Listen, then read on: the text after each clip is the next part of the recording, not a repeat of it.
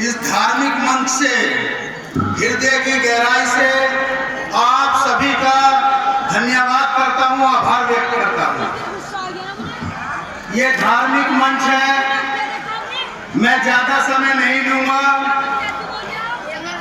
सबसे पहले मैं आप लोगों को 4 लाइनों के जरिए एक संदेश देना चाहता हूं।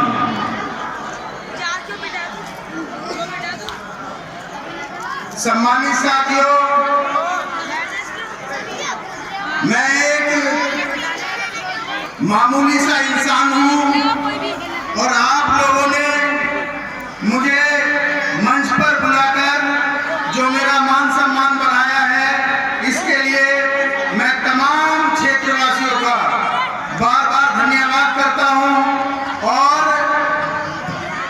मैं तुमको अपने असूलों की कसम देता हूं, मैं तुमको अपने असूलों की कसम देता हूं, मुझको मजहब के तराजू में ना तोला जाए। मैं तुमको अपने असूलों की कसम देता हूं, मुझको मजहब के तराजू में ना तोला जाए। खाई है कसम मैंने इंसान ही रहने की, मुझे हिंदू या मुसलमान ना समझा जाए। मैं भाइयों दोस्तों, ये धार्मिक मंच है, मैं कोई भी बात जाने अनजाने में अगर मेरे मुंह से इस तरह की निकल जाती है तो किसी के हृदय को ठेस पहुंचती है, तो मैं उसके लिए माफी चाहता हूं। जहां तक ईश्वर ने मुझे सलाहियत दी है, वो दिल की बात मैं आप लोगों तक पहुंचाना चाहता हूं।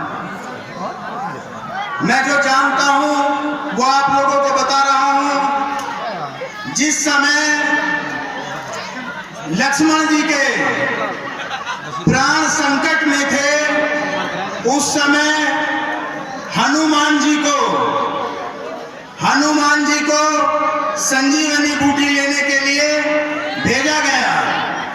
मेरे भाइयों दोस्तों, बात को ध्यान से सुनना। हम लोगों का मकसद ये नहीं है कि इस रामलीला के मंच पर आकर या हम लोग देखने के लिए जो आते हैं, इस धार्मिक मंच से हमें कुछ ना कुछ सीख जरूर ले लेनी चाहिए अपने जीवन में।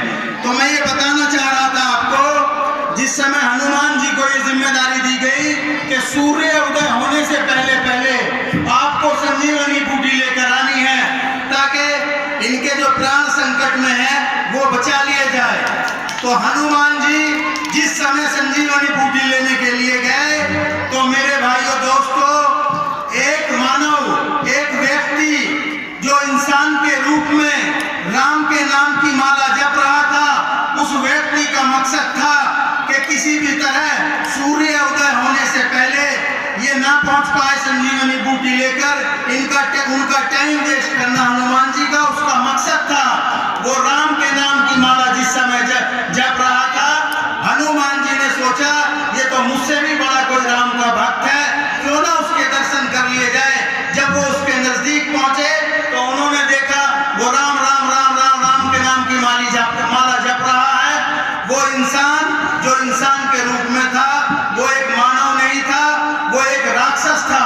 उसका मकसद था कि हनुमान जी का टाइम वेस्ट किया जाए, ताकि वो सूर्य उदय होने से पहले संजीवनी बूटी लाने में असमर्थ हो जाए। मेरे भाइयों दोस्तों, जिस समय हनुमान जी उसके नजदीक पहुंचे तो वहां एक पानी का कुंड था। पानी के कुंड में जब उसका असली रूप देखा तो उसका असली रूप जो था वो एक राक्षस का था। हमें और आपको ये समझना होगा, पता नहीं कितने इंसान इस तरह के हैं जो राम के और अल्लाह के नाम की माला जपते हैं, उनका असली रूप राक्षस वाला होता है। उन राक्षसों से हमें अपने क्षेत्र को, अपने देश को, अपने देश को बचाना होगा। वही सच्चा देशभक्त है, वही सच्चा देश प्रेमी है, जो इस देश के अंदर मानवता की बात करता है, इंसानियत की बात करता है और इंसान के बीच में भेदभाव नहीं करता। क्योंकि हमें परमात्मा ने, ईश्वर ने, अल्लाह ने इस दुनिया के अंदर इंसान बनाकर भेजा है। जो इंसान के बीच में भेदभाव करता है वो इंसान नहीं होता, वो एक राक्षस होता है। मेरे भाइयों दोस्तों, ये ज्यादा लंबे समय नहीं लूंगा। मैं आप लोगों के सामने एक 4 लाइनों के जरिए से एक संदेश और देकर मैं अपनी बात को समाप्त करूंगा। ये धार्मिक मंच है, मैं भी बहुत कुछ सुनाना चाहता था, बाकी आप लोगों को ज्यादा समय नहीं लूंगा। 4 लाइनों के जरिए से एक बात और बताना चाहता हूं आपको, क्योंकि हवेली झोपड़ी सबका मुकद्दर फूट जाएगा। हवेली झोपड़ी सबका मुकद्दर फूट जाएगा। साथ में अगर हिंदू मुसलमान का छूट जाएगा। और दुआ करें मिलकर, प्यार के रिश्ते रहे कायम। ये रिश्ते टूट गए तो भारत टूट गया। आप सभी लोगों से मैं फिर हृदय की गहराई से आप लोगों से कि यहाँ जो मुझे प्यार, जो मान सम्मान मिला, हृदय की गहराई से आपका धन्यवाद करता हूँ। जय हिंद, जय भारत।